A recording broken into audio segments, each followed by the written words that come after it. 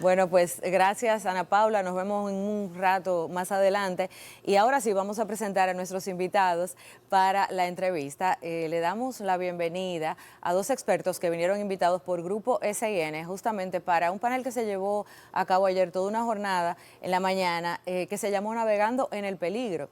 Y estamos en la gratísima compañía de John Morales, meteorólogo, y de Marcelo Lagos, quien es geólogo. A ambos les damos la bienvenida y le agradecemos muchísimo, tantísimo, estar con nosotros en El Despertador a esta hora. Gracias. Gracias a ambos. Muchísimas gracias por su presencia. Y bueno, Yolanda en la introducción dio la clave, que no es para que se asuste la gente de tenerlos a ustedes aquí, porque cuando uno dice John Morales es sinónimo de huracán, de una tormenta, de inundaciones. Sí. Y bueno, un geólogo también, como que mete miedo, ¿verdad? Sí. Lo tomo, pero la parte, primero preciso, soy geógrafo. Es geógrafo. Sí. Segundo, ese meter miedo, esa sensación, la verdad que la generan generalmente los medios de comunicación. Es un constructo, porque yo no pongo en duda que quienes nos están mirando con mucha atención. Más que miedo, están atentos a lo que conversemos, digamos, lo que discutamos aquí. Sí, bueno, pero yendo al tema, ya empieza la temporada ciclónica el 1 de junio. El domingo. Sí, este domingo hasta el 30 de noviembre. Muchos, 6 meses. Sí. Hay algunos pronósticos, vaticinios, como repetimos, no para asustarnos, sino para prevenir. Bueno, sí, yo entiendo, pero o sea, es importante a la misma vez que el público esté consciente de que estamos aquí en la autopista de los huracanes. Por aquí esa amenaza está presente pues todos los años.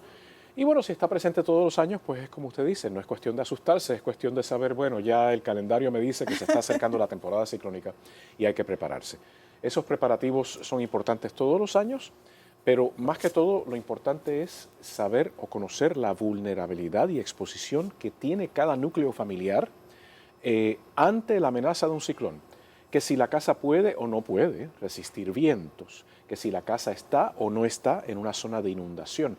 Ese tipo de información hay que conocerla para entonces poder planificar bien cómo salvaguardar la vida de sus seres queridos y su propiedad también. Si no conoce esa información, mire, búsquela.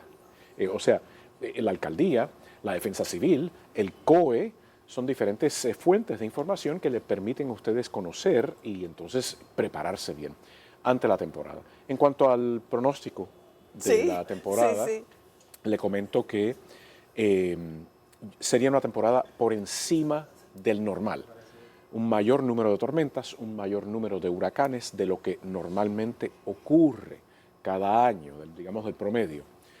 Las temperaturas del mar no están tan calientes como en el 2023 y 2024, pero aún están bastante calientes. Y eso es lo que lleva a la propensidad de que los huracanes se fortalezcan en una forma muy rápida y puedan llegar a ser catastróficos. Así que con eso en mente, es mejor precaver que tener que lamentar. Nosotros estamos siempre preocupados por etiquetas, porque como que se enciende el negacionismo. Por ejemplo, si hablamos de cambio climático, hay personas que inmediatamente hacen erupción como un volcán y niegan que hay algún tipo de cambio. No sé cómo llamarle para que tengamos una postura un poco más abierta y entendamos mejor lo que vivimos. ¿Cómo podemos caracterizar de alguna manera estos fenómenos que estamos viendo, quizá un poco más intensos y que nos han variado los calendarios que teníamos para los fenómenos?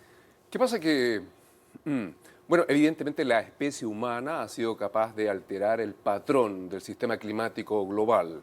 Y los efectos no son democráticos. Bien sabemos quiénes son los que más contaminan y lamentablemente, como bien decía John, la vulnerabilidad caracteriza particularmente a los países del sur global y estamos ampliamente expuestos a las potenciales amenazas hidrometeorológicas que puedan derivar de ello.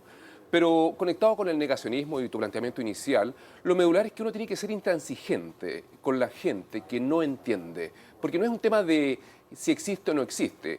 Cuando yo voy al médico y el médico me hace exámenes, o la médica, ciertamente me detecta que el colesterol está alto, los triglicéridos altos, la presión alta, el azúcar en sangre alto, ¿qué voy a hacer yo? Evidentemente me voy a ocupar sencillamente de que mi salud esté mejor, voy a reposar y probablemente mi familia me va a cuidar. Hoy día todos los papeles, papers, toda la ciencia de décadas en este planeta revelan que el planeta está enfermo, que el sistema climático está enfermo y por lo tanto lo mínimo que podemos hacer como una sociedad consciente, educada, que cuida la casa, la tierra, es ocuparnos de disminuir el impacto que hemos generado en ella y las consecuencias que como bien decía, impactan de forma diferenciada sobre todo a la población más precaria. Por lo tanto, la verdad es que para mí no es tema el negacionismo, porque no tiene cabida, es más, ni siquiera deberíamos hablar de ellos.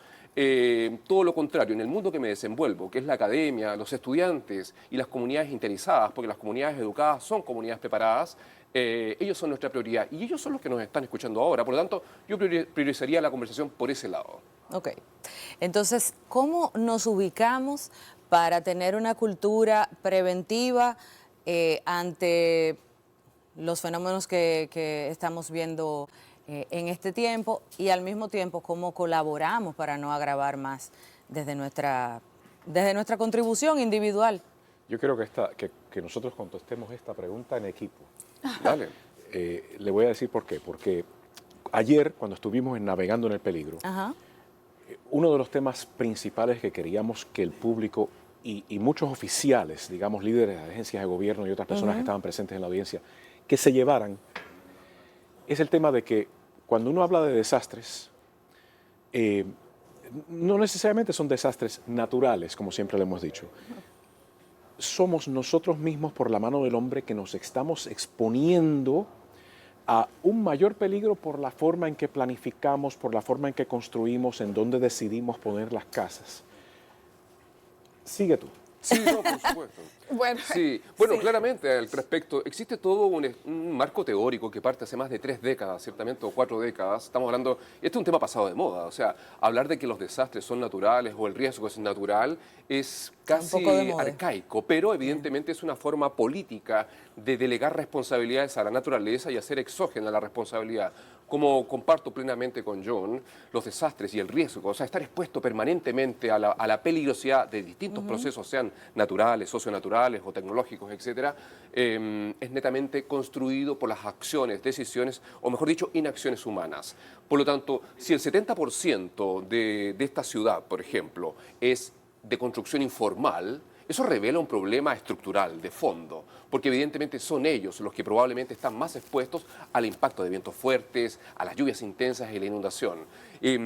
Si el tsunami se lleva a la escuela, no es porque la escuela sencillamente, no es porque el tsunami quiera destruir la escuela, alguien construyó la escuela a orilla de mar y por lo tanto el tsunami la va a inundar. Lo mismo pasa con los volcanes, con los terremotos, con todos los procesos de la naturaleza, porque en la práctica la naturaleza no nos quiere hacer daño. La naturaleza es tu amiga, Ana, es tu amiga, es nuestra amiga, nosotros somos parte de un sistema. Cada vez que ocurre un desastre, lo que nos está enrostrando es que no comprendemos los procesos de la naturaleza. Y evidentemente en el caso de los huracanes, que es particular porque es un riesgo extensivo, permanentemente año a año te va debilitando, y puede ser intensivo si te toca de una. Lo otro es los terremotos, que es súbito, nadie me avisa, no hay un warning, no hay alerta temprana, pero en la práctica tenemos que aprender a convivir con los procesos de la naturaleza, que no son lineales, que no son normales. Tienen momentos buenos, malos, más intensos, menos intensos. Eso es parte de aprender a convivir en un sistema planeta Tierra que todavía no logramos entender. El desastre nos enrostra, que no entendemos que somos parte de un sistema aún. sí, somos una isla y lo seguiremos siendo, ¿verdad?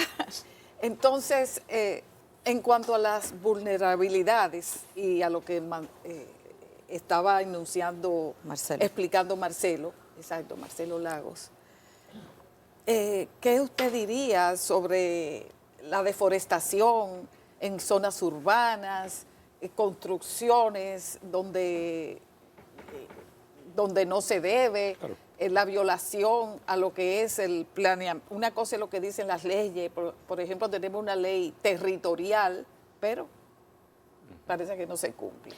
Es que todas esas cosas, o sea, es como dice el doctor Lagos, o sea, la naturaleza es nuestra amiga. Si nosotros no deforestáramos, tendríamos mejor forma de que ese suelo no se erosione y que no haya deslaves y derrumbes, por ejemplo.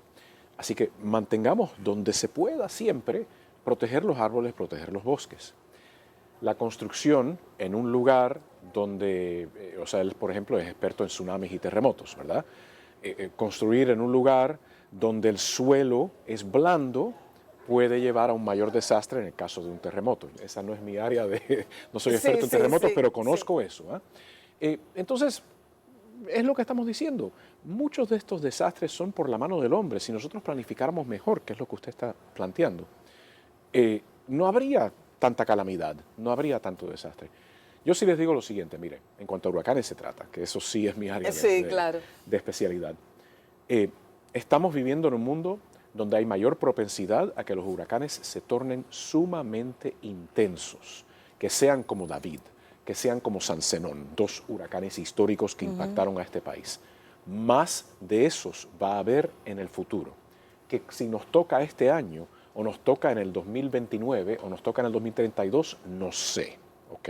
Pero hay que estar listo todos los años porque se están tornando más fuertes en un entorno construido que no está necesariamente listo para resistir el embate de un ciclón o de un tsunami o de un terremoto. ¿Qué tanto hemos avanzado para conocer el mar? A mí me fascina el mar, es una Ya. fascinación, supongo que isleña, ¿no? Pero, ¿qué tanto hemos avanzado para conocer el mar, para conocer las corrientes, para conocer cómo interactúa? ¿Qué está haciendo la academia? ¿Y qué nos qué nos están permitiendo, digamos, los grandes poderes, los gobiernos, qué nos permiten de estas recomendaciones que ustedes pueden hacer? A ver, interesante. ¿Hasta qué profundidad has bajado en el océano? No sé, pienso que, 3 metros. no sé, 3 no, metros. no, más. Ya. Pero conoces mucho más. Si bajaste más de 3 metros, conoces mucho más que mucha gente en este planeta. Porque los océanos son en gran parte incomprendidos por la sociedad y también por la ciencia. La ciencia avanza, pero gran parte de las especies, por ejemplo, que hoy día se van conociendo, están bajo los océanos. El océano es el futuro. Pero particularmente yo diría que lo medular para generar un cambio es entender ciertamente y salir un poco ciertamente de este patrón que domina ciertamente el planeta, que es este modelo patriarcal, y estamos hablando de no pude negarme a escuchar que se está discutiendo sobre la posibilidad de un ministerio del hombre, y con eso quiero tomar de esta mirada de que el hombre blanco que puede controlar y detener a la naturaleza, con un enrocado, una obra de ingeniería, esencialmente, y pensar que permanentemente podemos hacer lo que queramos con la naturaleza, pero la naturaleza permanentemente nos revela ciertamente que no la comprendemos, que hay incertidumbre y complejidad. Y eso implica nuevas formas de habitar y otras trayectorias. Del momento que los desastres en el mundo siguen aumentando, del momento que la muerte sigue aumentando, del momento que países desarrollados son ampliamente sorprendidos por eventos tanto endógenos como un terremoto y tsunami como en Japón en el 2011, o lluvias intensas y concentradas en Europa hace tiempo atrás. Y aquí. Y eso revela que independiente de la tecnología, independiente de la ciencia y los saberes de la universidad, no necesariamente entendemos realmente lo que puede pasar. Y eso nos invita a reflexionar de que no siempre la comunidad experta tiene respuesta para todo. Eso implica que las personas que habitan este planeta tienen que entender que no habitamos naves espaciales, que habitamos en un territorio que tiene vida, que hay dinámicas, que hay complejidades, que hay humanos y no humanos que nos rodean, como probablemente tu perrito o tu gatito, no sé si tendrás a un conejito. Mis 2 perritos. Tus 2 perritos que son parte de tu familia y no son mascotas. Son parte de un entramado que nos conecta permanentemente en un sistema interdependiente con la naturaleza. Yo no imagino irme de mi casa porque tengo que evacuar si no me llevo a mis 3 perros que son de este tamaño, 40 kilos cada uno. Y mis conejos y mis gallinas y los polinizadores donde andan todo el día polinizando las flores en mi casa. En la práctica, tener un pensamiento, una mirada integral. Salirnos del modelo patriarcal, que podemos hacer lo que queramos con la naturaleza. Salirnos del modelo colonial también, porque gran parte de lo que hacemos acá en el sur global está muy influenciado por el norte. Aquí, mira, para mí el sur global es desde México hacia el sur. Y porque tenemos otras realidades, otras prioridades. Gran parte de nuestros saberes, nuestra ciencia y tecnología, probablemente este micrófono viene de patentes del norte de este planeta, pero independiente de ello, nuestras realidades son muy distintas, nuestras necesidades también. Y por lo tanto eso implica tener miradas que permitan entender cómo, a partir de lo nuestro, los pueblos originarios, ¿dónde están localizados? ¿Por qué los huracanes no los destruyen o los pulverizan? ¿Por qué los tsunamis no inundan y destruyen las viviendas de los mapuches donde yo vivo? Porque tienen otra comprensión y relación con el medio. Es más, las comunidades originarias ni siquiera tienen un concepto de naturaleza. Había una humildad, ¿verdad? Porque son ellos mismos parte de. No tienen una palabra para eso. Nosotros sí, como que nos apartamos. La naturaleza es otra cosa. El medio ambiente es otra cosa. Cuando logremos entender eso, evidentemente esto va a cambiar. Entonces, patriarcado, esa mirada colonial que todavía nos acompaña, sobre todo en este país también, pero particularmente el modelo de desarrollo económico, que genera utilidades para unos pocos, pero pérdida para gran parte de todos, es el problema. Ese es el problema. Y el punto es pensar en otras trayectorias. ¿Cuáles son otras trayectorias? ¿Cómo lo vivimos en la pandemia? En la pandemia todos nos guardamos, todos nos cuidamos. Cuidamos al vecino, a la vecina, al adulto mayor, disminuimos nuestra huella ecológica, viajamos menos, consumimos menos, bajó la contaminación ambiental. En mi país los pumas bajaban a la ciudad, los cóndores se posaban en los balcones de los edificios, empezamos a registrar sismicidad que nunca antes habíamos registrado. En Beijing, en Nueva Delhi bajaron el dióxido de carbono. En la práctica existen otras formas de habitar. No digo que esa sea la receta, el de crecer, Claro. pero debemos cuestionarnos ciertamente que el modelo que está implementado en el mundo por más de ya de 70 años tiene externalidades negativas sustantivas y evidentemente pagan justo por Justo por pecadores. pecadores. Sí, una pregunta para los dos. Bueno, cuando llega un huracán, tratamos de prevenir, pero nunca pensamos el efecto en aumentar los daños de un fenómeno natural en los desechos sólidos. En la disposición de los desechos. Sí, ¿qué pasa con los desechos sólidos? ¿Qué es lo que hacemos cada ciudadano, cada ciudadana? Y cuando pasa el huracán, lo que vemos es esa marejada de desechos plásticos sobre el mar, sobre los ríos Isabela y Osama, aquí en la ciudad de Santo Domingo, que desembocan en el mar Caribe. Entonces, ¿qué vamos a hacer? ¿Qué vamos a hacer? Porque nunca pensamos en los desechos cuando hablamos de huracanes. A mí me parece que esto es parte del tema general que se está hablando esta mañana. O sea, escuchar al doctor Lagos hablar me inspira y debe inspirarlos a todos a repensar esa relación que tenemos con el planeta. O sea, hay que cuidar el planeta, hay que cuidar la naturaleza porque nos va a ayudar a disminuir el daño en el caso de un huracán, o en el caso de un tsunami, o en el caso de un terremoto.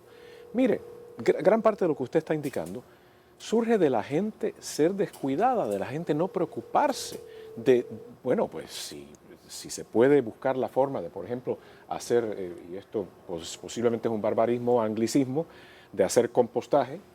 ¿Es una palabra? Sí, compostaje, Bueno, correcto. compostaje, Sí. o sea, buscar la Compostaje. forma de minimizar los desechos que tenemos de la casa.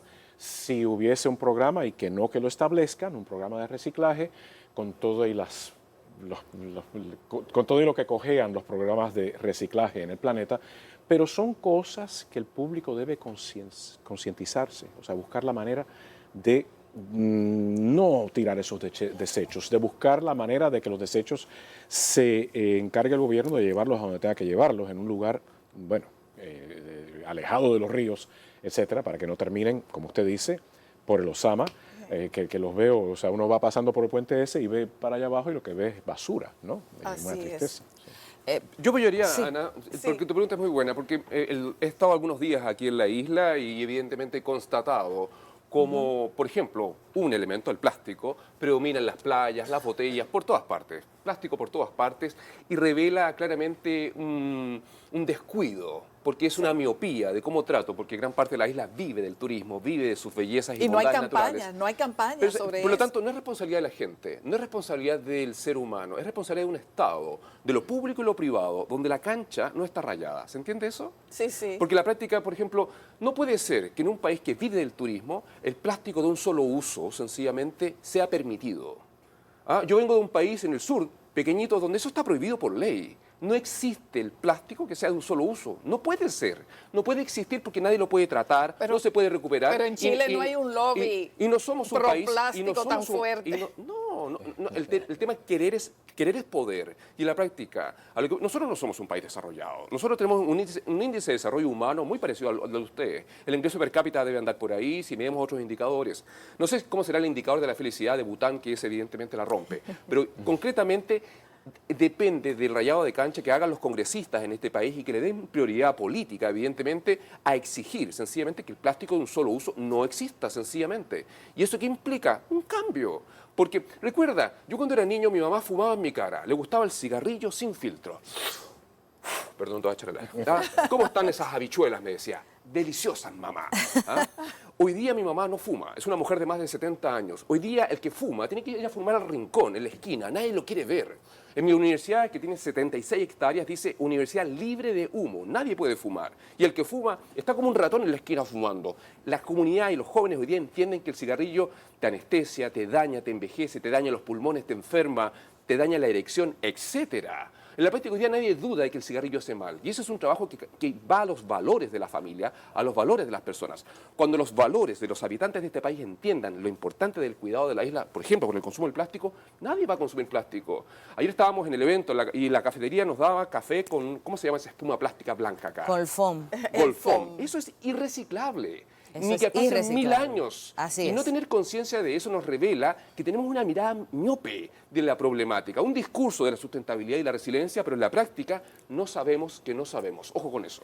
Eso mismo, tal cual, tal cual. Desafortunadamente a nosotros se nos acabó el tiempo, porque además ustedes tienen otro compromiso, pero recientemente se estuvo discutiendo una ley precisamente sobre los plásticos y demás, y se había hecho una aprobación a la carrera que dejaba o permitía que cierto tipo de plástico de un solo uso continuase usándose. Esto fue un gran escándalo y bueno, como que de vuelta a la sala a diseñar, ¿no?, lo que será esta legislación, y esperemos que sea un poco más amigable y más consciente y que veamos todo esto Sí. con un sentido de humildad, porque nosotros hacemos nuestros asentamientos humanos y nos sentimos tan por encima y tan distante de la naturaleza, y finalmente la naturaleza se impone, dígame. Sí, No, John. o sea, para resistir el cabildeo de las compañías que generan plástico y las compañías petroleras, que son las que Sí.